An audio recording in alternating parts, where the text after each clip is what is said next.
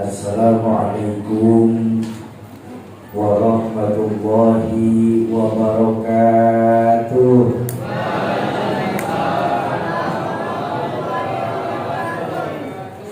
Alhamdulillahilladzi wa kafa. Wassalatu wassalamu ala sayyidina Muhammadin al-Mustafa wa ala alihi wa ashabihi ahli sidqi wal wafa, amma ba'du. Qala Allah ta'ala fil Qur'anil Karim wa huwa asdaqul qailin. A'udzu billahi minasy syaithanir rajim. Bismillahirrahmanirrahim. In uridu illa al-islaha mastata'tu wa ma taufiqi illa billah, alaihi tawakkaltu wa ilaihi unib. Wa qala Rasulullah sallallahu alaihi wasallam, ma naqasa malun min shadaqatin bal yazdad bal yazdad bal yazdad. Shadaqallahul azim wa shadaqa rasulul karim. Yang saya muliakan para alim ulama, para asatiz dan ustazat, para hujjaj, para sepuh dan bini sepuh, segenap pengurus pondok pesantren dan majelis ta'lim yang hadir di Masjid Ar-Ridha, wabil khusus untuk Ketua DKM Masjid Al-Mukarram Bapak Regimin, Imam Rawatib Masjid Ar-Ridha Al-Mukarram Ustaz Haibul Ridha, guru saya Mukarram Buya Dr. Karimullah MPD. Semoga Allah panjangkan usia guru-guru kita, Allah tetapkan iman dan Islamnya dalam rangka menjaga semangat agama, khususnya di Jelare Selor tercinta kita. Amin ya Rabbal.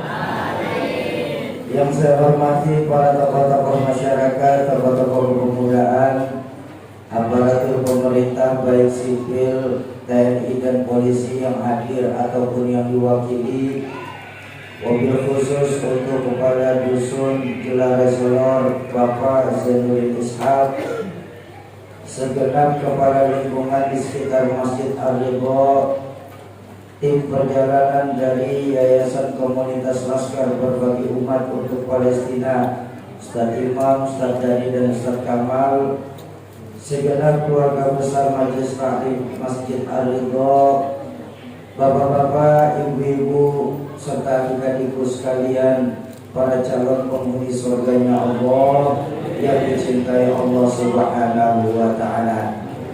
Sebelum kita mulai, saya ingin ittiba'an kepada guru-guru kita yang ada dan yang pernah mengajar di masjid ini.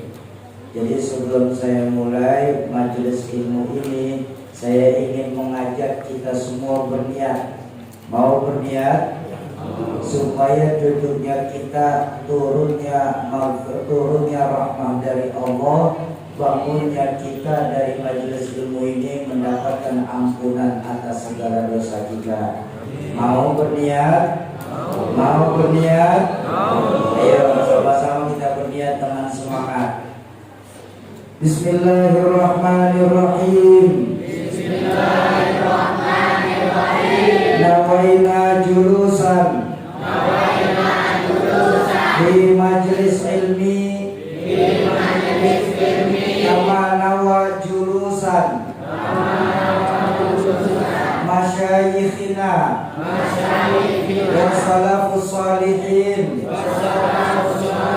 wa biniyati ittiba'an li Rasulillah zahiran wa batinan wa bikathrati sholawati ala Rasulillah. Kami berniat duduk di majelis ilmu, sebagaimana niatnya, duduknya guru-guru kami, dan para salafus salih, diiringi niat mengagungkan baginda Rasul, baik secara zahir maupun batin, dan memperbanyak membaca sholawat atas baginda Rasul. Amin ya rabbal. Bapak Ibu jemaah ma'asyiral muslimin dan muslimat yang berbahagia, kedatangan kami dari Yayasan Kolbu untuk Palestina di Masjid Ar-Ridha ini sungguh mempunyai satu misi. Apa? Mengumpulkan donatur-donatur skala nasional yang tujuannya untuk membantu saudara-saudara kita di Palestina. Banyak yang bertanya sama saya di Jakarta, Shogi, ya, kok kalian mau-mauan datang ke tempat yang baru bagi kalian untuk mencari bantuan yang kalian kenal saja tidak di Palestina? Apa alasannya? Saya bilang terlampau banyak alasannya yang harus saya kemukakan untuk alasan membantu. Kenapa kita membantu saudara Palestina? Tapi mengambil keberkahan di Masjid Ar-Ridha ini, izinkan saya menyampaikan beberapa saja dari sekian banyak alasan kenapa kita mesti membantu saudara kita di Palestina. Pertama, saya ingin kami sebagai tim ini ada sedikit dalam kehidupan kami bermanfaat untuk agama Islam. Jangan pernah kita tanya apa yang Islam lakukan buat kita, tapi tanyalah ke dalam diri kita apa yang sudah kita lakukan untuk agama kita sendiri. Yang kedua, kami cuma menjalankan apa yang diajarkan baginda Nabi dalam hadis, al-muslim akhul muslim. Muslim satu dengan muslim lain adalah bersaudara. Konteks persaudaraan dalam Islam ini diikat dengan akidah. Artinya apa?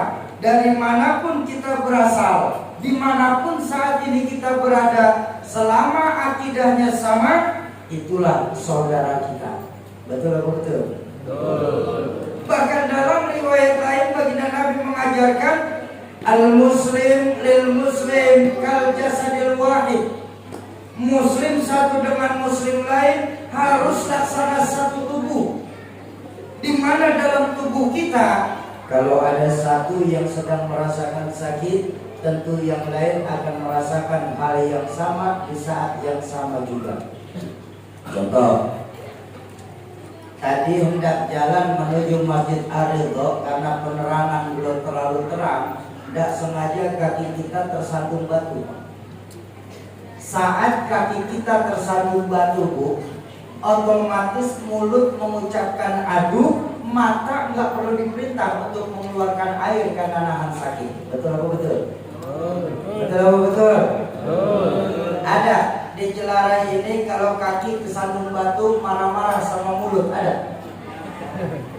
Mulut, aduh dong, aduh, ada yang kayak gitu.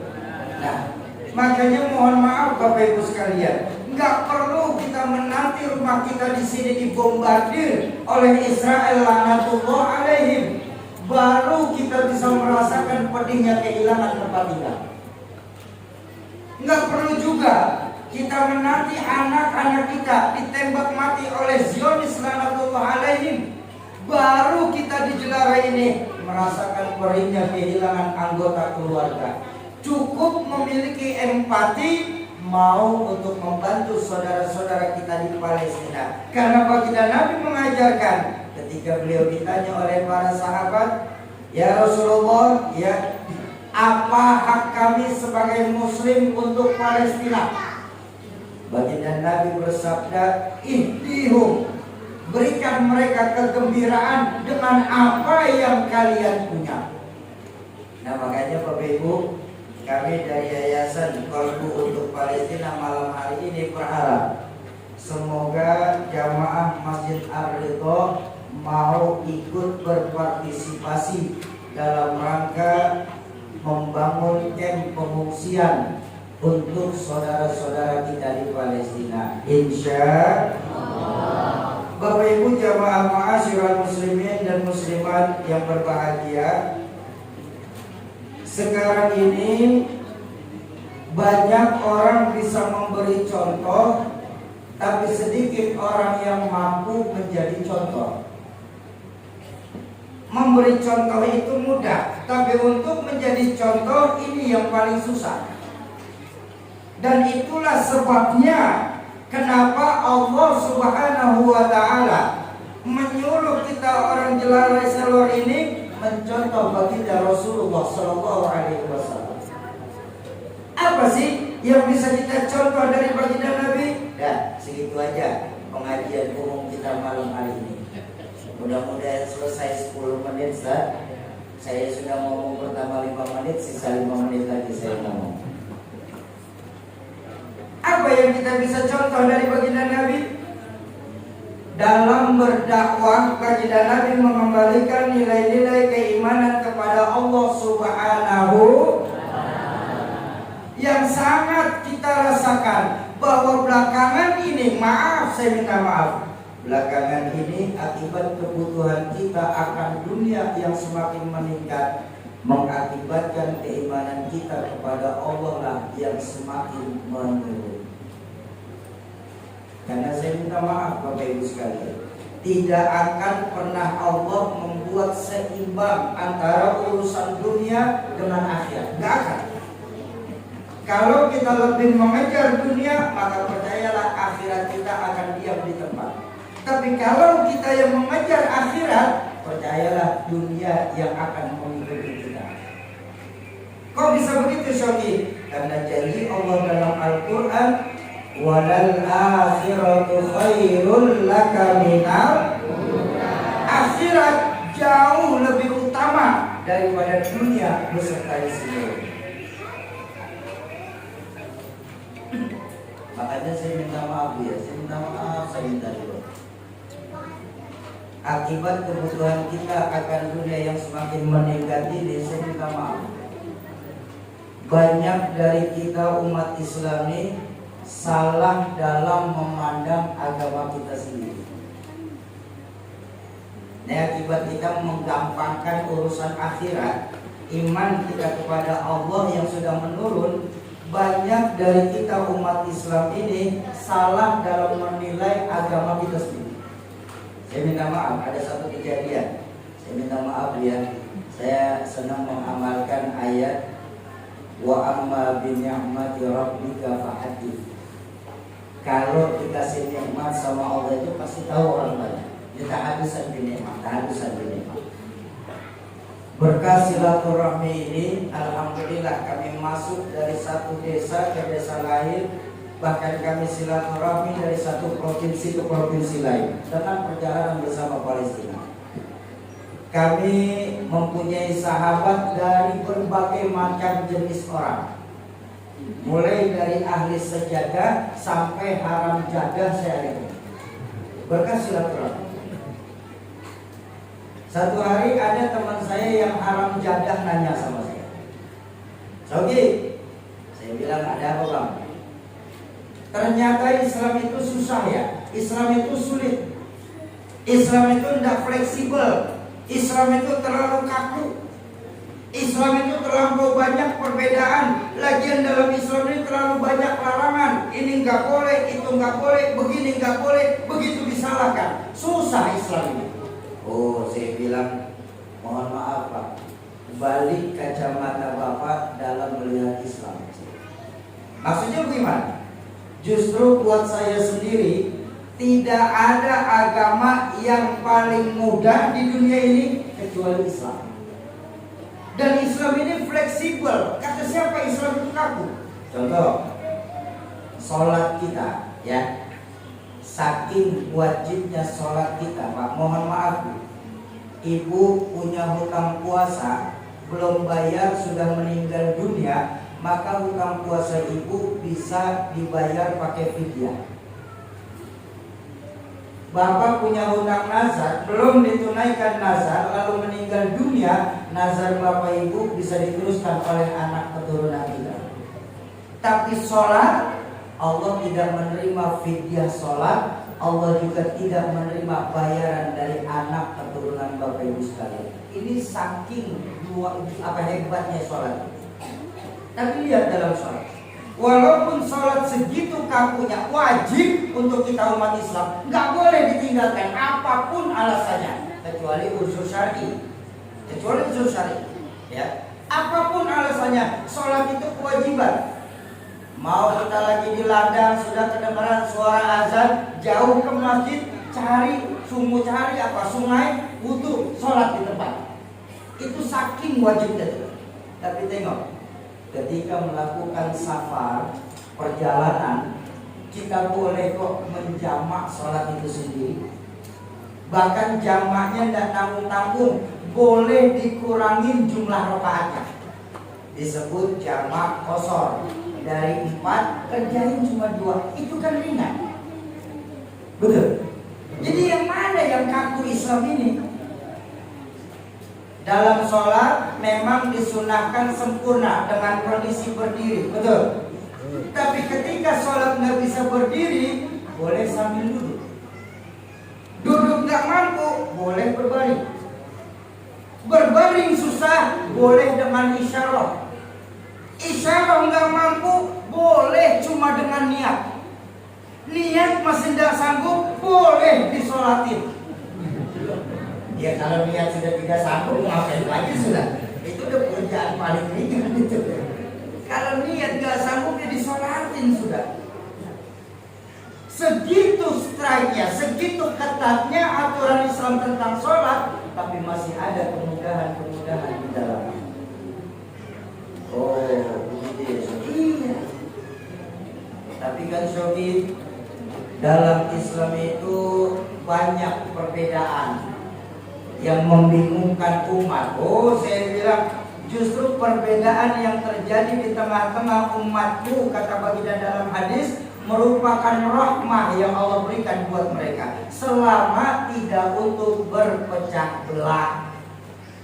Dan saya minta maaf, perbedaan yang terjadi ini bukan lantaran ajaran agamanya, tapi cuma permasalahan wilayah dakwahnya saja. Ada saudara saya sendiri, jatuhnya paman ya kalau dalam keluarga. Satu hari nanya sama saya, "Oke, apa? Saya pengen ngobrol nih. Mau ngobrol apa?" Mulai sekarang, kata saya punya paman, mulai sekarang saya tidak pakai fikih lagi. Saya bilang, hebat paman. Lalu ngambil hukumnya langsung kepada Quran dan Sunnah. Oh, baik. Tapi sebelum kita lanjutin, saya tanya dulu. Paman sudah mengkhatamkan Kifayatul Akhirah? Belum? Paman sudah pernah mengkhatamkan Safinatun Najah? Enggak. Mungkin paman belajarnya sarahnya Riyadul Badi'ah? Enggak juga. Oh, atau mungkin paman ngajinya ini Fathul Mu'in? Enggak. Atau baca sarahnya Iqna? Enggak. Lalu paman tahu dari mana dalam Islam ini banyak perbedaan antara imam mazhab ini? Ya itulah Syauqi. Dalam Islam, dalam fikih itu, Imam Maliki begini, Imam Hanafi begini, Imam Hambali begini, Imam Syafi'i begini. Kasihan umat jadi kebingungan. Jadi bang, perbedaan antar imam mazhab yang terjadi itu cuma dikarenakan wilayah dakwahnya saja. Maksudnya, contoh saya bilang, ini kejadian setiap Ramadan. Masih ada yang berani berkata, Syauqi, Islam itu lahir di tanah Arab. Terus di Arab saja tidak pakai imsak. Lalu kenapa kita di Selor ini harus pakai imsak? Kembalikan saja lewat kebiasaan Arab. Oh sebentar, saya bilang begini Pak, Yang tidak menggunakan imsakiyah itu mazhabnya Imam Malik dan Imam Hanafi. Di mana Imam Malik dan Imam Hanafi wilayah dakwahnya itu di Jazirah Arab, di mana orang Arab itu ibadahnya lebih tertib. Mudah-mudahan kita semua nih yang hadir malam hari ini dikasih kesempatan umroh Ramadan di sana. Amin.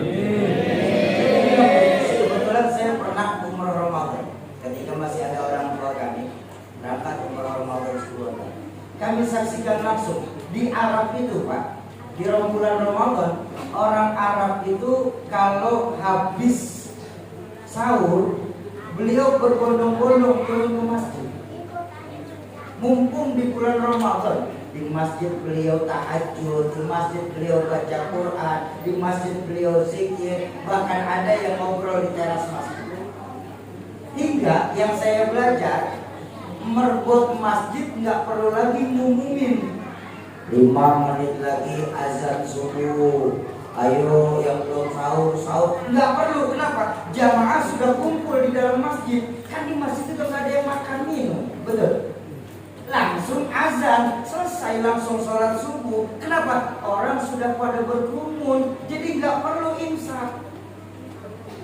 Lalu yang menggunakan imsakiyah itu Imam Syafi'i, mazhab Syafi'iyah, di mana walaupun Imam Syafi'i itu berasal dari Baghdad, Muhammad bin Idris As-Syafi'i radhiyallahu anhu, tapi beliau punya murid ini dakwahnya di Jazirah Asia. Jazirah Asia itu Indonesia, Brunei, Singapura, Malaysia, Hong Kong, Thailand, Vietnam. Enggak usahlah sampai luar negeri. Kita bicara aja deh orang di Larai Selor. Kita di sini, Pak, sama ibadah itu suka ngecilin, suka ngentengin ibadah. Apa buktinya? 5 menit mau azan subuh baru bikin kopi. Ada yang begitu? Yang mana? Nah, makanya murid-murid Imam Syafi'i melihat kebiasaan masyarakat khawatir. Lagi enak-enak ngopi, kedengaran suara azan, maka puasa saat itu batal. Makanya dibikin imsakiyah. Imsakiyah itu bukan waktu puasa, cuma lampu kuning. Hati-hati, sebentar lagi masuk azan. Cuma sebatas itu. Saya bilang sama paman saya, jadi nggak usah lah beda-beda itu. Tapi kan di Arab nggak pakai kunut, kenapa kita di Indonesia pakai kunut? Nah ini lagi, Pak. Persoalan ikhtilaf ini yang terjadi di antara masyarakat ini, saya minta maaf. Saya berani bilang kita lihat dari usulnya dulu. Apa usulnya? Tidak semua sahabat Nabi ikut Nabi 24 jam. Memang benar, ada sahabat mengeluarkan hadis dan kedudukannya sahih. Nabi sholat subuh tidak pakai kunut. Kenapa? Karena saat ikut Nabi sholat, beliau tidak pakai kunut Nabi. Juga ada sahabat lain menyatakan saat sholat subuh Nabi pakai kunut. Kenapa? Karena yang nggak pakai kunut lagi nggak ikut nih. Yang ikut yang pakai kunut. Makanya dikeluarkan hadis Nabi sholat pakai kunut. Soki, saya jadi bingung Soki. Kalau pakai kunut sah, nggak pakai kunut sah, yang nggak sah yang mana? Yang nggak sholat subuh. Kalau sholat subuh masih di rumah masing-masing, kok sudah pada sibuk ngurusin kunut? Betul. Makmurkan dulu masjid-masjid yang ada dan perlu pendewasaan dalam perbedaan.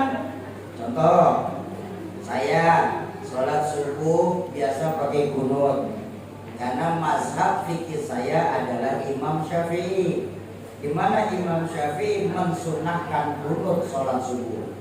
Tapi kalau saya sholat subuh di masjid yang nggak pakai kunut, maka saya sebagai makmum wajib tunduk kepada imam. Imam selesai i'tidal langsung sujud, maka saya makmum ikut langsung sujud. Selesai urusan. Nggak pakai kita berdebat. Apa mentang-mentang saya sholat pakai kunut, lalu imam nggak pakai kunut lagi sujud, saya tegur, Imam kunut dulu mam. Nggak begitu. Perlu pendewasaan dalam perbedaan. Pun sebaliknya, saya sholat subuh tidak pakai kunut dan Fatihah pun tidak membaca bismillah karena saya mazhab fikihnya Imam Maliki. Tapi ketika saya sholat di Masjid Ar-Ridha yang subuh pakai kunut, maka saya sebagai makmum sam'an wa ta'atan kepada imam, ikutin imam. Imam i'tidal, kita i'tidal. Imam angkat tangan, kita makmum angkat tangan. Imam baca doa, kita makmum pun baca doa, aminkan doa. Selesai perbedaan. Apa mentang-mentang, oh saya kan sholat subuh nggak pakai kunut, maka imam sedang kunut, saya siap sedia. Mau kemana? Betul. Orang yang doa itu ya diajarkan oleh guru saya Al-Mukarram Haji Syarodi. Orang doa itu akan kembali kepada yang mengaminkan doa.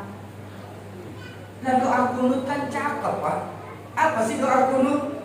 Allahumma hdina fi man hadait. Ya Allah, berikanlah kami hidayah seperti orang yang Engkau berikan hidayah terbaikmu. Kan cakep minta hidayah.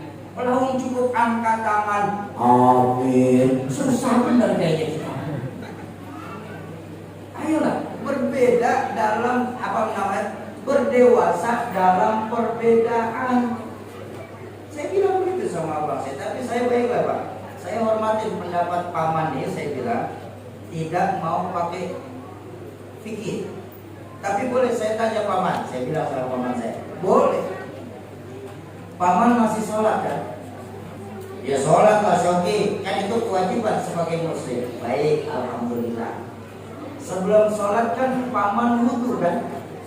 Ya wudu lah Syoki, lalu mau sholat masa enggak wudu? Alhamdulillah. Pertanyaan saya paman cara wudunya bagaimana? Ya seperti yang dijalanin sama orang tua dan guru-guru kita Syoki. Itu Imam Syafi'i wudunya paman. Katanya paman sudah tidak mau pakai fikih, kok wudunya masih pakai Imam Syafi'i? Kalau memang konsekuen gak mau pakai fikih, silahkan wudunya ciptakan sendiri. Karena fikih dalam ibadah yang terpakai cuma dua. Siapa? Imam Syafi'i dan Imam Malik. Betul apa betul? Ini kan kita ngenteng-ngentengin pas sekarang ini. Kita beralasan dalam fikih itu perbedaan, tapi dari wudunya kita masih menggunakan mazhab. Ini namanya talafe, menggampang-gampangkan hukum. Itu jauh lebih bersalah di hadapan Allah Rabbul Jalil. Bapak Ibu jamaah ma'asyiral muslimin dan muslimat, para calon penghuni surganya Allah yang dicintai Allah Subhanahu wa taala. Jadi, ayo dalam perbedaan ini tolong kalau misalnya masih ada yang perbedaan terjadi, tolong kita kembalikan kepada Quran, di mana Al-Quran mengajarkan kepada kita lana a'maluna walakum a'malukum. Ya, buat kita kunut amalia kita. Yang sholat nggak kunut di masjid yang pakai kunut, tolong ikutin kebiasaan imam. Kenapa? Nggak boleh kita ini tanpa ada asbab munfarid kepada imam. Ya, ini dalam fikih ya Pak, dalam sholat ini dijelaskan nggak boleh kalau imam yang memang benar-benar cocok jadi imam, lalu kita merasa tidak cocok, lalu kita mufarokoh. Padahal imam bacaannya fasih, alimnya kelihatan, maka kita haram untuk munfarid atau mufarokoh. Tuh, ya.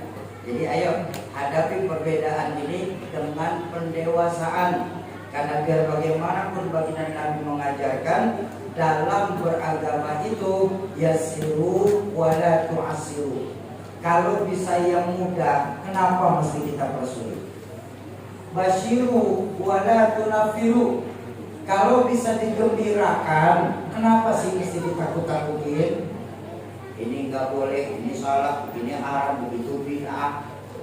Ya, jangan mudah kita membid'ahkan amaliyah karena masing-masing punya dalil. Ketika kita bertemu dengan dalil, cukup kembalikan lana a'maluna walakum. Yang senang maulid bagus, terusin. Nabi juga senang kok Pak. Kata siapa? Nabi enggak merayakan maulid. Nabi merayakan maulid kapan? Bahkan beliau merayakan setiap hari Senin. Dengan cara apa Nabi? Karena itu beriman namanya puasa sunnah. Makanya puasa sunnah itu karena apa? Nabi ditanya kenapa engkau senang puasa sunnah? Wulidu fi yaumil itsnin. Aku dilahirkan di hari Senin. Maka ada orang Jawa di sini. Ada orang Jawa di sini. Ada. Alhamdulillah. Yang namanya puasa weton, puasain hari lahir itu bukan bid'ah, tapi hukumnya sunnah. Cuma kalau kita lahirnya hari Senin, boleh langsung puasa Senin. Tapi kalau lahirnya di luar Senin dan Kamis, maka disunahkan sehari sebelumnya kita sudah berpuasa. Sunnah. Bersyukur kepada Allah kita dilahirkan hari itu. Jadi umpama kita lahir hari ini Ahad, ya. Kita mau puasa nih, jangan langsung hari Ahadnya. Dari Sabtu kita mulai puasa sampai Ahad sore. Ya. Jadi tidak semua amaliyah, saya pesan, tidak semua amaliyah yang dilakukan Nabi itu bisa kategori sunnah. Ada juga khususiyah. Ya, makanya ngaji itu yang paling baik diajarkan dalam pembukaan Sunan Bukhari, al-isnadu minad-din. Sanad itu bagian daripada agama. Ini jujur Bu ya, saya minta maaf. Saat ini sanad keburuan sudah mulai tidak mutasil, tidak sambung menyambung sampai kepada baginda Rasulullah Shallallahu Alaihi Wasallam. Betul. Kenapa? Karena sekarang apalagi adik-adik saya, mereka maunya yang simpel. Berapa banyak saat ini kita lebih senang belajar sama Mbah Google, ngajinya sama Ustazah YouTube. Loh Soki jadi jelek? Saya nggak bilang jelek Bang. YouTube, internet itu bagus selama kita punya sanad. Kenapa? Karena hal yang tidak kita pahami dalam internet bisa langsung kita tanya sama guru kita. Itu pentingnya sanad. Tapi kalau dalam internet kita tidak punya guru, ya kita ngambil materi internet tapi nggak ada guru, maka insya Allah apapun yang ditulis dalam internet itu kita akan telan mentah-mentah. Permasalahannya, iya kalau benar, kalau salah, iya kalau salahnya sendiri, udah salah ngajakin orang pula salah. Ini yang dalam hadis Nabi bersabda, "Dhallu fadhallu," sesat bahkan bisa menyesatkan. Nah ini saya mau pesan, terutama buat adik-adik saya nih. Ayo, mumpung masih banyak ulama-ulama kita di Kalimantan ini, ya. Banyak sekali ulama-ulama besar kita. Di Kalsel kita punya Rahmatul Abror Guru Hijai. Masuk Kalbar kita punya lagi Rahmatul Abror Syekh Ahmad Khatib. Kita masih sekarang ini di Kaltim masih punya ada Guru Judin. Banyak ulama-ulama kita. Ayo paling tidak ambil sanad keguruan beliau, walaupun cuma satu kitab. Kalau ada yang nanya sama saya, Soki, kamu ngomongin sanad, memang sanad kamu bagaimana? Saya berani bertanggungjawabkan. Dan mau ditarik kemana kalau kita memang bersanad Pak? Ketemu Pak, wallahi ketemu. Saya umpama Muhammad Soki mau ditarik dari Kalimantan Barat pun ketemu. Saya Muhammad Soki ngaji dari dua guru mulia saya yang paling utama, Nur Muhammad Iskandar Kiai Zainuddin MZ. Kiai Zainuddin MZ ngaji dari mana? Dari guru beliau Kiai Idam Khalid. Kiai Idam Khalid ngajinya dari mana? Dari guru beliau Mbah Hasyim Asy'ari, Abdul Syekh Hasyim Asy'ari. Mbah Hasyim Asy'ari ngajinya dari mana? Dari Syekhona Khalil Bangkalan. Syekhona Khalil Bangkalan ngaji dari mana? Dari Syekh Zaini Dahlan Mekah. Syekh Zaini Dahlan ngaji dari mana? Syekh Mahfuz Termas di Mekah saat itu menjadi mufti. Syekh Mahfuz Termas ngajinya dari mana? Berdua kawan seperjalanan Syekh Mahfuz Termas sama Syekh Ahmad Al-Khatibi Sambas. Mau ngambil ke Kalimantan Selatan, saya bisa jabarkan. Saya ngaji dari orang tua saya Kiai Zainuddin MZ. Kiai Zainuddin MZ ngambil sanad dari Tuan Guru Ijai Syekh Muhammad Zaini bin Abdul Ghani. Tuan Syekh Abdul Ghani ngaji dari Syekh Arsyad Al-Banjari. Syekh Arsyad Al-Banjari ngaji dari Syekh Yasin alias Syekh Madani. Tuh, ketemu lagi saya. Mau dari mana pun, kalau saya pribadi saya bisa jelaskan. Saya Muhammad Syauqi bin Kiai Zainuddin MZ, ngaji dari Kiai Zainuddin MZ. Kiai Zainuddin ngaji dari Kiai Idam Khalid. Kiai Idam Khalid ngaji dari Syekhona Mbah Hasyim Asy'ari. Mbah Hasyim Asy'ari ngaji dari Syekhona Khalil Bangkalan. Syekhona Khalil Bangkalan ngaji dari Kiai Zaini, Syekh Zaini Dahlan. Syekh Zaini Dahlan ngaji dari Syekh Mahfuz Termas. Syekh Mahfuz Termas ngaji dari Syekh Ahmad dari Syekh Nawawi Al-Bantani. Syekh Nawawi terus sampai bertemu di 4 mazhab fikih utama, Imam Maliki, Imam Hanafi, Imam Syafi'i, dan Imam Hambali. Saya pribadi menggunakan mazhab Imam Syafi'i. Imam Syafi'i ngajinya dari gurunya Imam Malik atau Imam Waqi'. Sudah ketemu di Imam Waqi', sudah bertemu di para tabi'in. Tabi'in ngajinya dari sahabat, sahabat dari Nabi, Nabi dari Jibril, Jibril langsung dari Allah Subhanahu. Ini mah secara simpel, Pak. Sebab kalau saya mau telusurin sanad guru saya, insya Allah sampai subuh pun belum selesai. Kenapa? Karena saya mengambil fikih dari orang tua saya di Riyadhul Badi'ah itu nomor 671 sampai kepada Imam Syafi'i. Saya ngambil Quran pertama dari Sidogiri. Dari Sidogiri saya ketemu di 371. Satu lagi guru Quran saya ngambil ijazah dari Jakarta Selatan, ketemu di 432.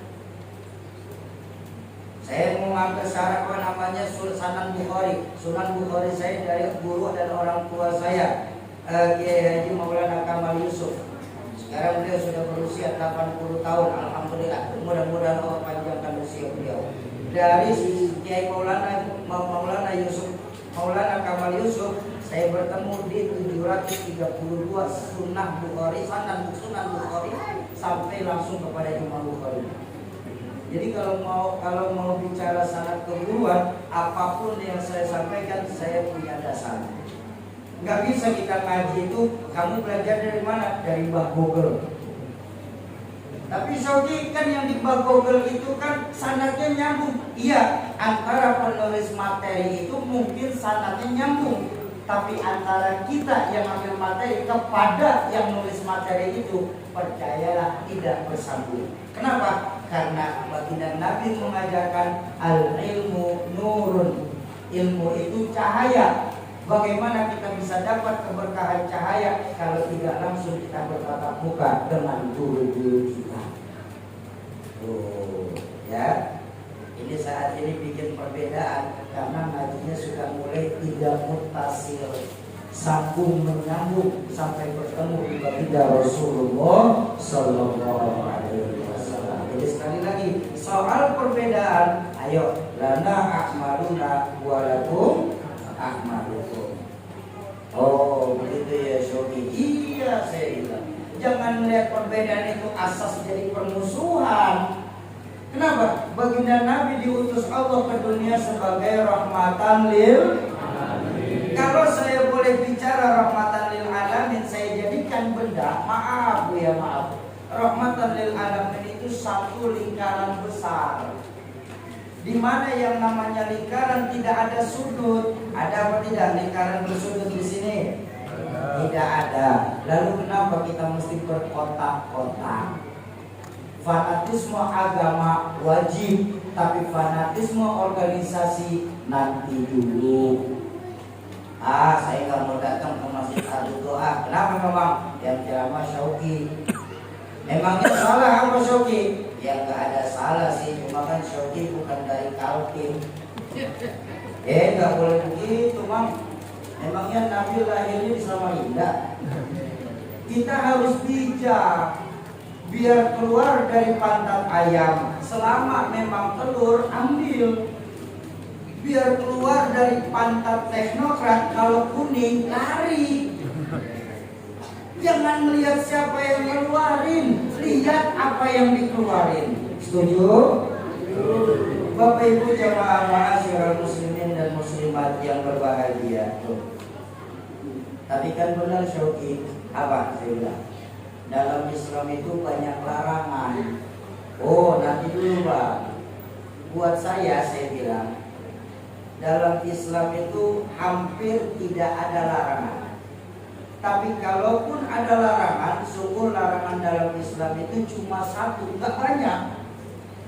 Kaget teman saya. Apa itu yang satu? Yang dilarang sama Allah. Betul kan? Ayo. Perbedaannya di mana? Banyak dari kita umat Islam melihat larangan itu satu-satu. Saya melihat larangan itu global. Jadi lebih mudah mengkategorikan. Dibalikin sama teman saya. Iya, sorry, satu. Tapi kan banyak isinya. Larangan Allah itu banyak. Saya bilang, ayo coba sebutin apa larangannya Allah yang banyak itu. Dalam Islam nggak boleh minum khamar. Kok gitu? Iya. Karena diajarkan oleh baginda Nabi sendiri, al-khamru umul khaba'is. Khamar itu biangnya kejahatan. Arak, khamar, bir itu biangnya kejahatan. Abang salah melihatnya sih. Lalu, dalam Islam itu boleh kok minum bir. Abang senang minum bir? Senang, silahkan bang, minum bir sebebas-bebasnya sampai kembung kalau perlu. Tapi nanti di dalam surga bukan dijelarai. Betul kan? Loh, maaf, kan di Quran sudah jelas sungai yang mengalir terdapat di dalam surga terdiri dari dua, susu dan arak. Yang nggak boleh di dunia Pak, di surga mah bebas. Kan pertanyaan mudah. Mampukah kita bertahan di kehidupan yang sementara ini demi kehidupan kita yang lebih hakiki? Maaf, berapa lama sih Pak kita tinggal di dunia ini Pak? Contoh Nabi cuma 63 tahun saja Pak. Dan 63 tahun itu sebentar Pak. Nih, Nabi Adam usianya 2000 tahun lebih loh. 2000 tahun lebih itu di sisi Allah. Satu hari di sisi Allah 1000 tahun di dunia. Ini perbedaan waktunya nih Pak, antara dunia akhirat. Nabi Nuh 940 tahun Bu. Maka umatnya rata-rata 900 tahun. Artinya Nabi Nuh hampir 23 jam tinggal di sisi Allah. Kita sekarang usia umat Nabi besar Muhammad Sallallahu Alaihi Wasallam. Berapa usia beliau ketika meninggal? 63. 63 kalau kita bandingkan waktunya Allah tidak lebih dari 20 menit saja. Apa yang bisa kita persiapkan dalam 20 menit ini? Betul. Bahkan ada kisah ketika Nabiullah Nuh alaihissalam didatangi oleh seorang ibu-ibu yang sedang menangis. Ya Nuh, ada apa Bu? Doakan anak saya ya Nuh, anak saya baru saja meninggal. Beliau meninggal masih muda Nuh, doakan anak saya biar masuk surga Nuh. Ditanya sama Nabi Nuh, memang usia anak ibu berapa ketika meninggal kemarin? Baru 250 tahun Nuh. 250 tahun masih muda Pak sama Nabi. Kan'an ketika ditenggelamkan Allah lewat banjirnya, usia Kan'an saat meninggal baru 175 tahun. 175 tahun usia Nabi Nuh masih ABG, Pak. Kita sekarang usia 175 tahun udah di kasur gak kemana-mana, Pak.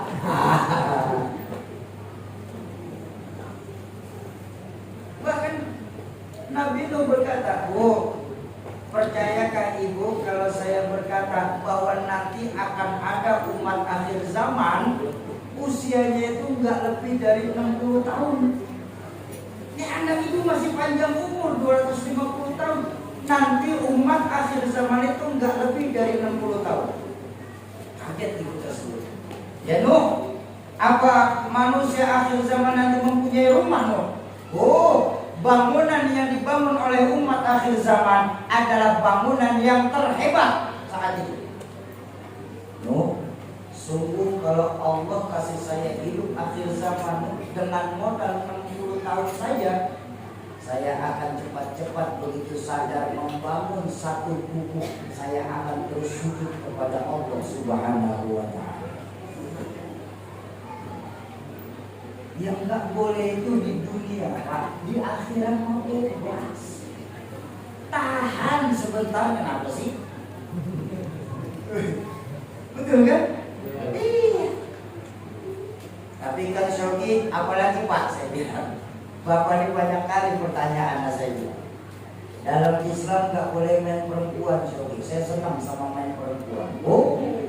Bapak salah. Justru di sini hebatnya Islam. Islam itu agama yang sangat memperhatikan kebutuhan dasar manusia. Betul apa betul? Laki-laki senang sama perempuan, senang apa tidak? Senang apa tidak? Kalau nggak senang malam ini kita obatin sama-sama. Laki-laki senang sama perempuan, perempuan pun senang sama laki-laki. Betul Bu? Silakan kalian laki-laki dan perempuan dalam Islam bergaul sebebas-bebasnya, tapi lewati dulu sebuah pintu yang bernama nikah. Itu loh indahnya Islam, Pak. Bahkan saking hebatnya Islam mengatur soal syahwat, ini maaf, hebatnya Islam mengatur soal syahwat, jangankan bicara umatnya, Pak, sampai penceramahnya pun boleh nikah. Ini benar loh. Ayo, pemuka-pemuka agama saudara-saudara kita di luar Islam, ada yang nggak boleh nikah, Pak. Betul kan? Saya kalau dalam Islam penceramah nggak boleh nikah, milih saya berhenti, saya pakai penceramah. Ini kebutuhan loh, Pak. Allah itu ngatur. Betul. Dan ini sebabnya lewat pintu pernikahan ini buat perempuan saya mau kasih oleh-oleh. Pak, Bu. Ibu-ibu saya ini seharusnya sangat berterima kasihlah kepada baginda Nabi. Kenapa? Karena baginda Nabi lah yang mengangkat harkat dan derajat kaum perempuan. Lalu kenapa perempuan muslimah sekarang malah menjatuhkan dirinya? Maaf. Tengok sekeliling kita, berapa banyak adik-adik muslimah kita, Pak, terjebak dalam yang namanya free love, free sex, summon liven, one night stand, cinta satu malam. Berapa banyak adik-adik saya yang maaf hamil di luar nikah karena malu anaknya dibuang ke tepian sungai. Dengan dalih modernisasi mereka dijauhkan dari Islam. Coba Islam sangat menjaga muruah kaum perempuan. Coba tengok adik-adik muslimah kita sekarang. Berapa banyak kaum muslimah saat ini yang nasibnya nggak lebih sebatas buah durian. Tahu buah durian? Yang megang siapa saja Pak buah durian itu, Pak. Nggak cukup dipegang, diciumin, Pak. Nggak cukup diciumin, dibuka, Pak. Nggak cukup dibuka, dicolek, dijerasain kita. Adik-adik kita. Nggak cocok, ditinggal begitu saja. Bu, makanya ini kaum perempuan harusnya sangat berterima kasihlah kepada Islam. Berterima kasihlah kepada baginda Nabi, karena baginda Nabi lah yang mengangkat harkat dan derajat kaum perempuan. Perempuan sebelum ada Islam nasibnya menyedihkan, memilukan dan menyedihkan. Perempuan sebelum ada Islam saat itu seolah-olah perempuan ketika Islam belum ada dilahirkan hanya untuk melahirkan, cuma sebatas pemuas syahwat. Harganya pun murah perempuan saat itu. Perempuan saat itu harganya murah. Ayo kita lihat sejarah. Nggak usah jauh-jauh sampai ke luar negeri.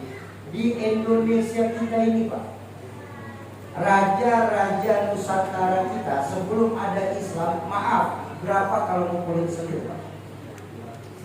10, 20, 40, enteng aja. Apa perempuan boleh marah? Nggak boleh. Nggak boleh yang namanya perempuan bersuara ketika Islam belum ada. Para tuan-tuan tanah di Timur Tengah, para syekh-syekh di Timur Tengah, sebelum ada Islam mereka kalau ngumpulin selir ratusan. Rendah sekali perempuan saat. Yang dahsyat itu seorang kaisar terakhir dari dinasti Ming. Dia bangun istana 1000 kamar di Forbidden City, Cina. Kenapa? Selirnya 1000. Rendah sekali perempuan. Saya tidak bisa bayangin raja kalau selirnya 1000 kapan dia pakai kolor. 1000. Hinanya kaum perempuan saat itu. Tapi tengok ketika Rasulullah hadir ke dunia, terenyuh melihat nasib perempuan saat itu. Sampai-sampai keluar sabda baginda Nabi yang hebat apa? An-nisa imadul bilad. Perempuan itu tiangnya negara. Kalau baik perempuan, baik negara. Kalau rusak perempuan, hancur negara. Betul. Maka saya khawatir mundurnya Indonesia ini saat ini karena rendahnya moral perempuan saat ini. Maaf, kalau memang para perempuan menyangka ketelanjangan bagian dari modernisasi, maka percayalah hewan lebih modern.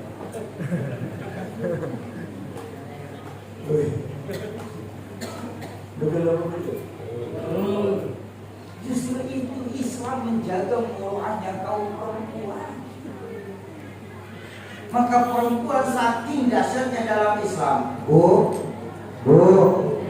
perempuan dalam Islam itu akan jadi pemimpin para bidadari di dalam surga nanti. Amin. Tapi kebanyakan perempuan setan. Loh, kok begitu sih Syoki? Buka sejarah Pak Bu. Ketika baginda Nabi pulang Isra dan Mi'raj menerima perintah sholat, baginda Nabi kumpul lepas sholat subuh bareng sahabat. Ayyuhal ashab, sahabat, ada apa ya Rasul? Semalam saya berangkat Isra Mi'raj. Lalu saya diberangkatkan ke Palestina. Lalu saya bertemu dengan berbagai macam anbiya yang ada di sana. Kemudian saya jadi ditakut menjadi imam sholat berjamaah. Lalu dari Palestina kemana lagi ya Rasul? Saya naik ke langit pertama sampai ke arasnya Allah. Kemudian saya mendapatkan perintah sholat untuk saya dan umat Islam.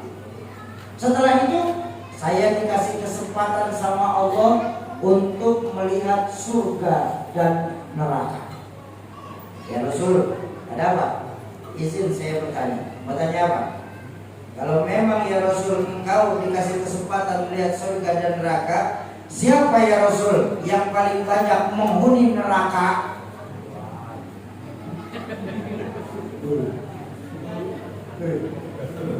Bukan saya. Kaget sahabat, ya Rasul, perempuan banyak menghuni neraka. Itu yang saya lihat. Apa perempuan itu nggak sholat? Sholat.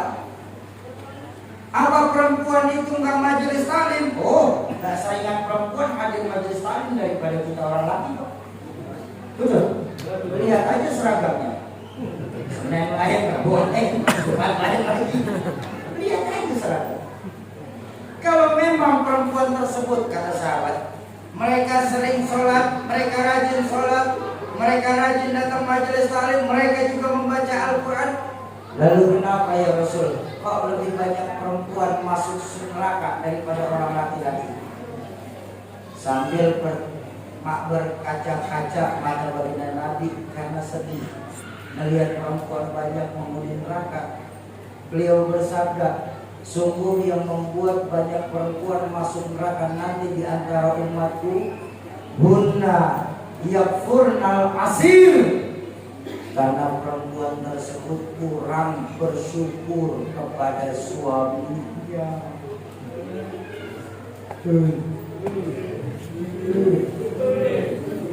Ini hadis. Kenapa memang begitu, Soki? Jangan marah, Bu. Saya kan nyampein hadis. Kenapa baginda Nabi bisa ngomong kayak begitu, Bu? Bisa mengeluarkan hadis tersebut? Ini maaf ya, Bu ya. Karena sebaik-baiknya perempuan dalam kacamata Islam, mereka yang ridho dan ikhlas berapapun pemberian dari suami.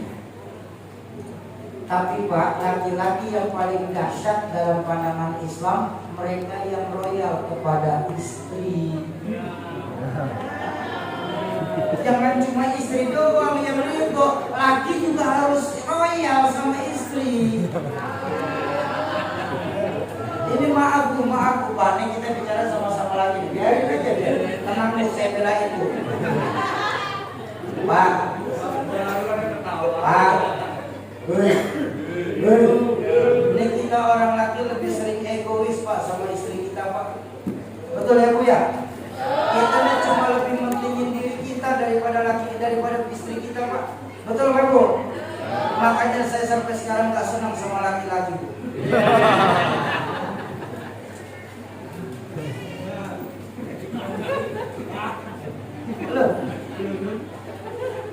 Pak, mohon maaf Pak.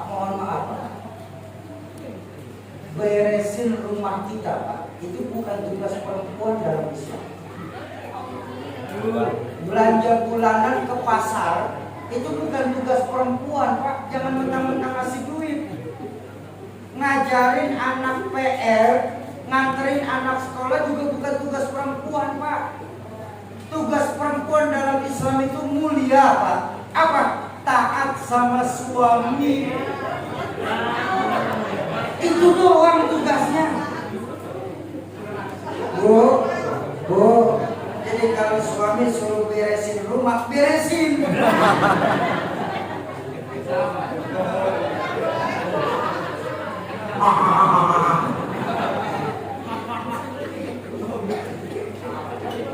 Tadi saya yakin 1000% keyakinan saya kepada Allah. Ibu-ibu saya sini insya Allah perempuan solehah semua.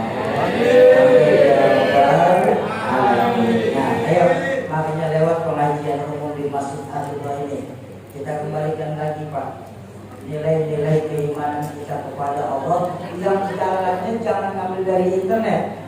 Jalannya langsung datang ke majelis-majelis ilmu, ya Bu. Hadiri majelis-majelis ilmu, hadiri majelis-majelis taklim yang ada di masjid. Tapi tolong jangan egois, ajak juga anak-anak kita untuk menghidupkan sholat berjamaah dan majelis taklim. Ini sedih Pak. Masjid kita sekarang ini maaf, nasibnya nggak lebih sebatas museum. Tahu museum? Tempat penyimpanan barang-barang antik. Coba tengok sebelah kita. Rata-rata yang datang ke masjid sholat berjamaah 50 tahun ke atas. Barang antik udah. Anak-anak mudanya kemana? Anak-anak mudanya asik cari warung kopi di pinggir jalan. Pak, ingat baik-baik Pak. Al-Quran memerintahkan kepada kita, qu anfusakum wa ahlikum nar. Jagalah diri, jagalah keluarga, jagalah orang-orang yang menjadi tanggung jawabmu buat kita sebagai laki dari siksa api neraka. Ya. Jadi sekali lagi ayo lewat pengajian umum kembalikan lagi nilai-nilai keimanan kita kepada Allah. Juga tolong jangan egois. wariskan iman kita kepada anak keturunan kita. Islam itu saya tegaskan, maaf, saya ambil kesimpulan malam hari ini. Islam itu bukan agama larangan, tapi Islam merupakan agama aturan. Betul apa betul? Bahkan saking dahsyatnya Islam mengatur dalam kehidupan kita, Pak, sebagai umatnya. Jangankan soal kehidupan sehari-hari, kita nih orang laki-laki nih Pak, nih yang perempuan tenang dulu, yang laki-laki. Saking hebatnya Islam mengatur, kita yang laki-laki, jangankan soal sholat, soal kehidupan, sampai pakai peci saja kita diatur sama Islam. Betul? Coba lihat kita pakai peci. Tidak ada agama manapun yang mengatur sampai penggunaan topi bagi umat. Tidak ada. Islam diatur. Mau datang ke kondangan, mau datang pengajian, mau ceramah, pecinya lurus nih. Kenapa? Biar rapi, orang senang melihatnya, mahabbatnya timbul. Betul. Tapi begitu masuk Masjid Ar-Ridha, mau sholat berjamaah, angkat sedikit. Kenapa? Karena jika bagian dari sujud. Betul? Listrik belum kebayar, miring. Uyang. Main remi kalau muluk ini boleh. Coba. Islam ini agama yang luar biasa. Karena iman kita kepada Allah yang sudah mulai menurun, maka cara pandang kita kepada Islam sering salah. Bapak Ibu jamaah ma'asyiral muslimin dan muslimat, para calon penghuni surganya Allah yang dicintai Allah Subhanahu wa taala. Makanya dalam rangka mengembalikan nilai-nilai keimanan kita kepada Allah malam hari ini, kami dari Yayasan Kolbu untuk Palestina membawakan ke hadapan Bapak Ibu malam hari ini investasi dunia akhirat yang paling menguntungkan. Sorry, ibadah kok masih cari untung. Memangnya salah? Salah. Lalu ibadah yang baik yang kayak bagaimana Pak? Ibadah yang baik itu yang lillahi. Pak, Bu, Pak, boleh saya tanya? Ibadah yang Bapak Ibu lakukan kepada Allah ini lillahi ta'ala atau ada pamrih? Subhanallah. Saya ulang lagi nih. Ibadah yang kita lakukan sudah lillahi ta'ala atau masih pamrih? Oh berubah. Yang bilang lillahi ta'ala yakin sudah lillahi ta'ala? Insyaallah yakin. Baik. Saya mau tanya lagi nih kepada yang berkata lillahi ta'ala, yakin lillahi ta'ala? Kalau sudah yakin alhamdulillah. Cuma saya boleh tanya, berapa banyak dari yang tadi berani berkata lillahi ta'ala dalam ibadah? Saya ulang. Berapa banyak dari yang tadi berani berkata lillahi ta'ala dalam ibadahnya, tapi saat sholatnya kita masih takut neraka, pengen masuk surga? Coba angkat tangan. Ayo. Ini nggak ada yang angkat tangan, malu apa bagaimana nih? Malu. Katanya lillahi ta'ala. Malu ketahuan. Kalau ibadah yang kita lakukan masih pengen masuk surga, takut neraka, itu pamrih. Pamrihnya di mana? Mau masuk surga, takut neraka. Loh, memang ibadah yang lillahi ta'ala yang seperti apa, Syoki? Saya ambil contoh dari ulama yang sekarang saja. Saya nggak langsung ke Nabi, Pak, kejauhan. 15 abad kita terpisah. Dan bakal susah Pak kalau kita mau contoh Nabi dalam ibadah. Percayalah, nggak akan sanggup kita. Kenapa? Nabi kalau sholat tahajud Pak, itu sampai bengkak kakinya karena kelamaan sujud. Ya walaupun saya tahu di Jelara ini juga banyak yang kakinya pada bengkak. asam urat, ya masing-masing aja. Makanya nggak akan pernah bisa sanggup kita Pak, beribadah secara sesuai cara Nabi, nggak akan bisa. Makanya saya ambil yang kekinian saja. Siapa? Sayyidatuna Rabi'atul Adawiyah. Ya. Memang apa yang diajarkan Sayyidatuna Rabi'atul Adawiyah? Sayyidatuna Rabi'ah pernah ditanya oleh Imam Hasan Al-Basri. Rabi'ah, apakah dengan ibadah yang kau lakukan, beliau kan ibadah itu luar biasa. Bahkan dalam satu riwayat Sayyidatuna Rabi'atul Adawiyah itu tidak menikah. Pernah dilamar oleh Sayyidina Imam Hasan Al-Basri. Imam Hasan Al-Basri pernah melamar Sayyidatuna Rabi'atul Adawiyah. Apa jawaban Sayyidatuna Rabi'atul Adawiyah? Hasan, kalau kau sanggup memalingkan cintaku dari Allah, maka saya akan menerima jinah. Ditanya sama Imam Hasan Al-Basri, ya Rabi'ah, ada apa Hasan? Kamu ibadah begini dahsyatnya, apakah mengharapkan surga?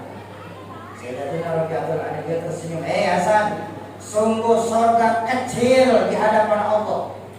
Lalu buat apa kau ibadah? Saya banyak ibadah ini saya cuma berharap dan saya berpikir. Berpikir apa? Apakah dengan ibadah yang saya lakukan ini Allah ridho atau tidak? Itu yang lillahi ta'ala. Berapa banyak dari kita di Jelara ini yang dalam sholatnya mengharapkan keridhaan Allah daripada surga dan neraka?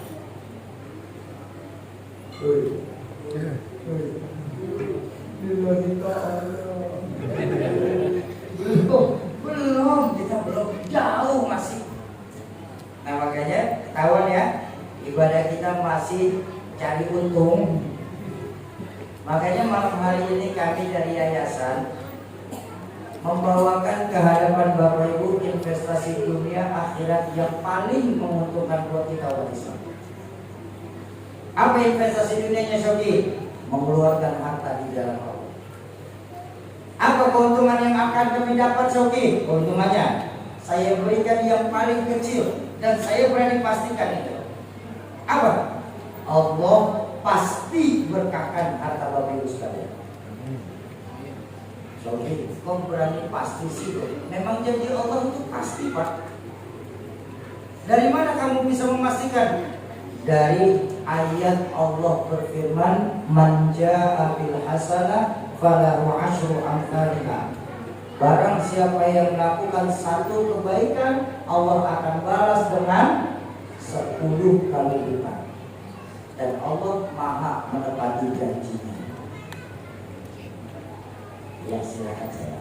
Apa silakan. Soleh ya saya. Amin ya Rabbal alamin. Oke, kalau tadi kamu bilang bahwa sedekah itu yang paling kecil, memangnya apa sih Syoki? Yang paling besar dari sedekah itu Syoki? Fungsi sedekah itu banyak. Pertama, saya bilang tadi, yang paling ringan, memberkahkan harta. Yang kedua, yang tengah-tengah, apa? Mengobati penyakit. Karena Nabi yang menjanjikan dawu mardokum bis-shadaqah. Keluarkan sembuh obatin penyakit kamu ini dengan mengeluarkan sedekah. Tapi yang paling dahsyat apa? Meringankan rasa sakit sakaratul maut. Dari mana kamu tahu Syoki? Dalam Al-Quran dijelaskan dalam Al-Quran bahwa nanti saat kita mau meninggal dunia, sebelum berpisahnya roh dengan jasad, itu ada proses yang bernama sakaratul maut. Betul? Nah, saat sakaratul maut itu Pak, ternyata roh kita itu berdoa untuk yang terakhir kali. Saking dahsyatnya sakaratul maut, sampai ada permintaan roh kita masing-masing di saat terakhir. Tapi sayang, doa kita yang terakhir itu Allah gak jawab. Memang apa doa kita? Bukan dalam surah Al-Munafiqun. Ketika roh kita berdoa kepada Allah saat sakaratul maut, Rabbi laula akhartani ila ajalin qarib. Ya Allah, tunda sebentar kematian saya ini, ya Allah, tunda sebentar. Payah kami merasakan sakaratul maut ini, ya Allah, tunda sebentar. Kalau enggak boleh sebulan, seminggu enggak apa-apa ya Rob. Kalau enggak boleh seminggu, sehari dan sehari. Kalau enggak boleh juga sehari, 1 jam ya Allah, 1 jam saya minta. Payah kami merasakan sakaratul maut ini ya Allah. Kalau Engkau mengabulkan doaku saat ini ya Allah, apa janji kita sebelum meninggal kepada Allah? Fa'asaddaqa, saya akan bersedekah yang banyak, wa akum minas sholihin, dan saya akan jadi orang yang paling baik yang pernah ada di Jelarai Sawar ini. Bapak Ibu, ayo kita lihat sebentar. Saya ajak jalan-jalan dulu. Saya ajak jalan-jalan dulu sebelum kita tutup.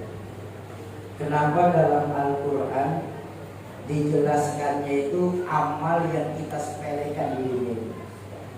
Cuma sedekah doang kok, tapi gak pernah kita lakuin. Cuma sedekah doang kok, tapi gak pernah kita keluarin. Kenapa bukan tentang sholat Pak? Padahal jelas baginda Nabi bersabda, awwalu ma yuhasabu yaumal qiyamah as-sholat. Amal yang pertama kali ditanya sama Allah nanti di hari kiamat apa? Sholat. Tapi kenapa dalam Al-Quran tidak disebutkan saya akan sholat sepanjang waktu ya Allah? Enggak. Atau haji, pahala haji mabrur itu langsung dimasukkan ke dalam surga bi ghairi hisab, nggak pakai dihitung-hitung lagi Pak. Saking cintanya Allah, orang yang pahala haji yang dapat haji mabrur langsung dimasukkan ke dalam surga, tidak pakai ditanya-tanya. Tapi kenapa dalam Al-Quran bukan soal haji? Saya akan pergi ke tanah suci setiap tahun ya Allah. Enggak. Justru amalia yang kita anggap sepele Pak. Fa'asaddaqo, saya akan bersedekah yang banyak. Wa akum minas sholihin, dan saya akan menjadi orang yang paling baik yang pernah ada di dunia. Karena sedekah mampu meringankan rasa sakit sakaratul maut. Dijelaskan dalam satu riwayat, ketika ada seorang bapak hendak meninggal dunia, ditunggui oleh anaknya. Ketika posisi lagi sakaratul maut, itu bapak macam menggumam mulutnya, maka ditempellah dekat-dekat kuping anaknya ke mulut bapaknya. Ternyata bapaknya bicara.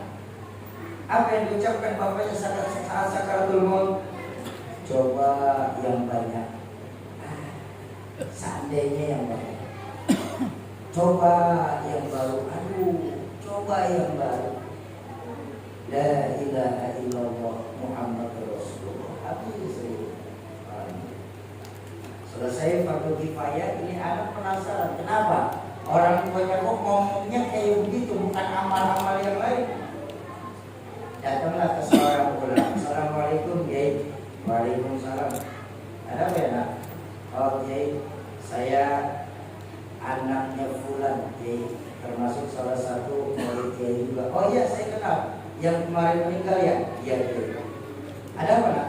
Kiai, saya ngaji sama Kiai bahwa baginda Nabi itu mengajarkan orang yang melafazkan la ilaha illallah di akhir hayatnya fadakhalal jannah, mereka pasti masuk surga. Ya. Alhamdulillah sih Kiai, orang tua saya mengucapkan la ilaha illallah. Alhamdulillah. Tapi Kiai ada kalimat yang saya enggak ngerti. Kalimat apa?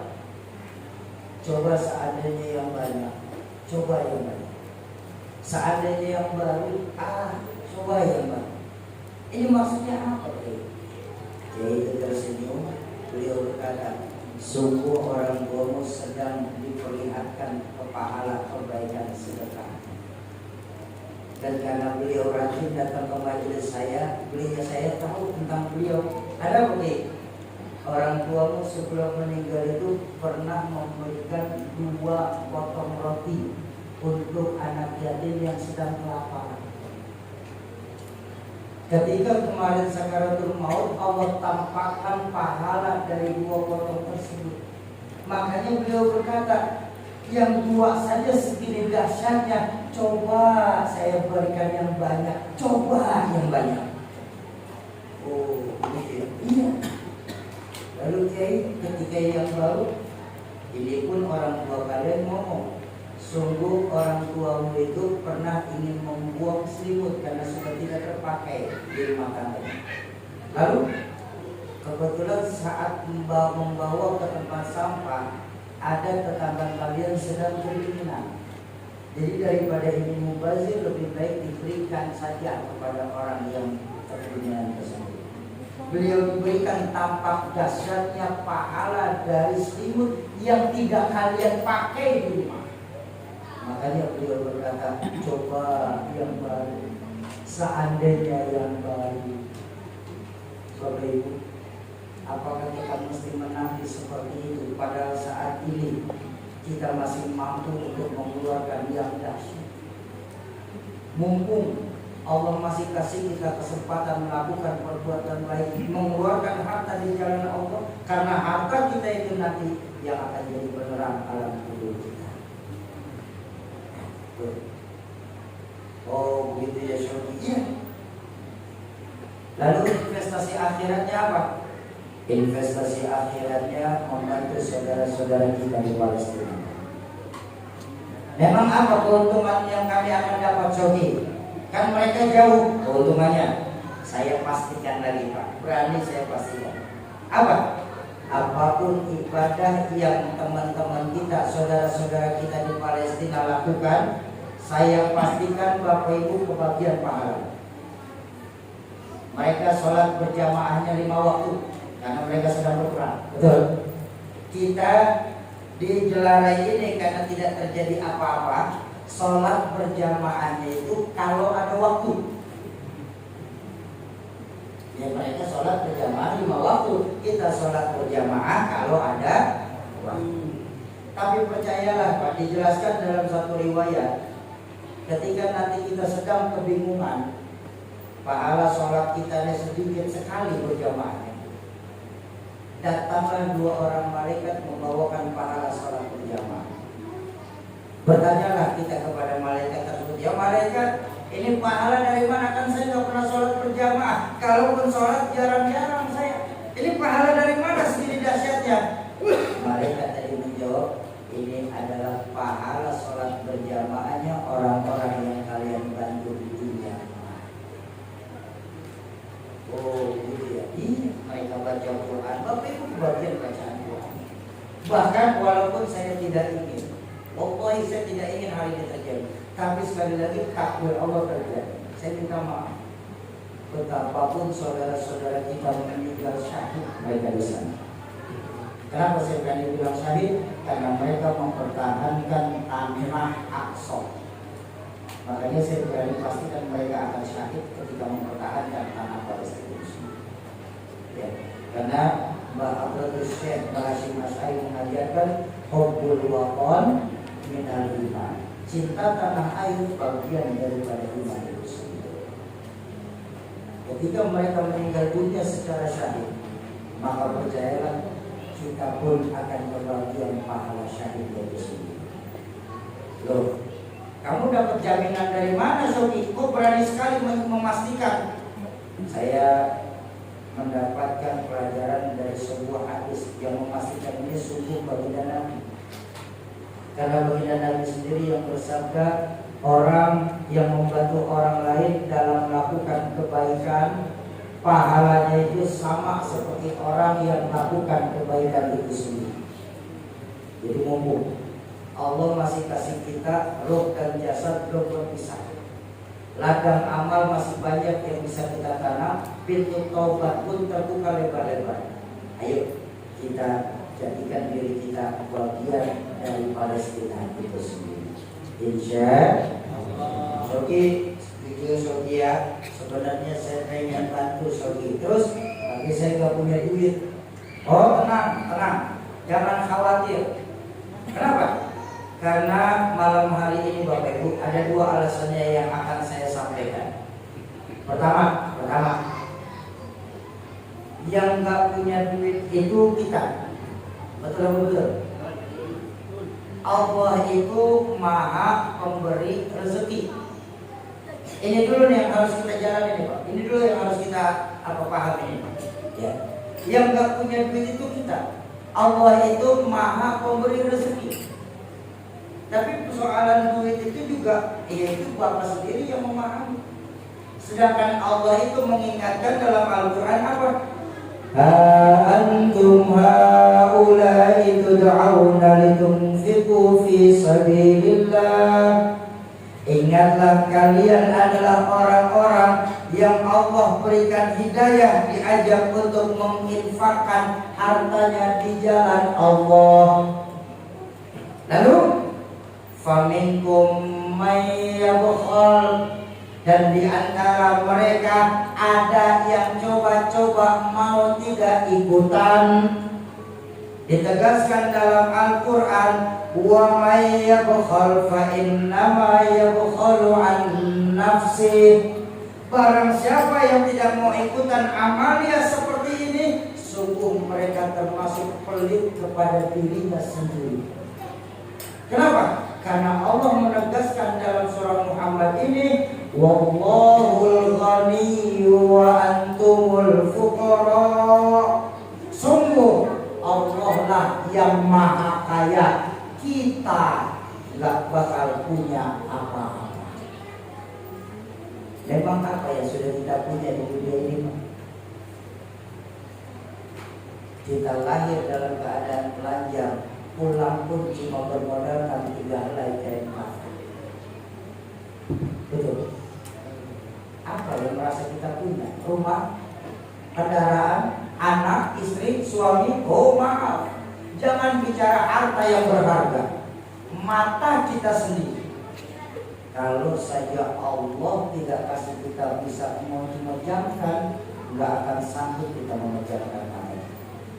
Makanya saya sering bilang dalam pengajian kita, ada satu zikir yang sudah mulai kita tinggalkan. Apa? La haula wa la quwwata illa billah. Jangan khawatir, nggak punya duit, kita Allah maha pemberi. Yang kedua, malam hari ini kami nggak minta secara tunai. Walaupun kalau nanti ternyata ada yang bisa tunai, saya berucap kepada Allah, alhamdulillahirabbil alamin. Justru malam hari ini dalam rangka pengajian umum mengembalikan nilai-nilai keimanan kepada Allah, malam hari ini saya ingin mengajak Bapak Ibu untuk praktek. Nggak usah teori dah. Kita umat Islam ini kebanyakan teori Pak, tapi nggak pernah praktek. Makanya malam hari ini saya ajak Bapak Ibu untuk praktek. Praktek apa? Buktikan sendiri berdasarkan hadis baginda Nabi bersabda, innamal a'malu binniyat wa innamal likulli imri'in ma nawa. Segala sesuatu berasal dari niat, Allah pasti memberikan apa yang sudah kita niatkan itu sendiri. Makanya malam hari ini izinkan kami mengajak Bapak Ibu cuma dengan bermodalkan niat saja dulu. Lalu Bapak Ibu akan buktikan betapa Allah Tuhan kita maha kaya dan maha mengayakan. Ayo Bapak Ibu, jadikan masing-masing dari kita berapapun jumlahnya nanti bagian dari Palestina malam hari ini sebelum Palestina merdeka. Kenapa? Kalau Palestina merdeka, percayalah keberkahan Palestina akan terwujud. Dan ketika Palestina sudah merdeka, percayalah tidak akan lama dari merdekanya Palestina akan datang hari kiamat. Karena salah satu nubuat hari kiamat merdekanya Palestina itu sendiri. Jadi ayo, mumpung Palestina belum merdeka, kita jalankan apa yang diajarkan Nabi untuk berbagi kebahagiaan buat mereka di Palestina. Dengan cara ikut ambil bagian dalam rangka membangun camp-camp atau tenda-tenda pengungsian untuk saudara-saudara kita di Palestina.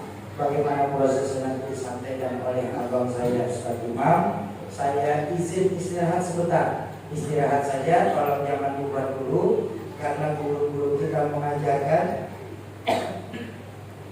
keafdalan satu acara itu justru bukan saat ceramah, tapi keafdalan satu acara itu saat doa penutupnya itu sendiri. Kenapa? Karena acara kalau tidak ditutup pakai doa, laksana pakai baju bagus tapi lupa pakai celana. Datang nengok ke atas, angker melihat ke bawah. Ayo Bapak Ibu, jadikan diri kita seperti apa yang dijanjikan Allah dalam Quran. Intan suruhoha yang suruh. Kalau kita menolong agama Allah, Allah pasti akan menolong kita. Dan kalau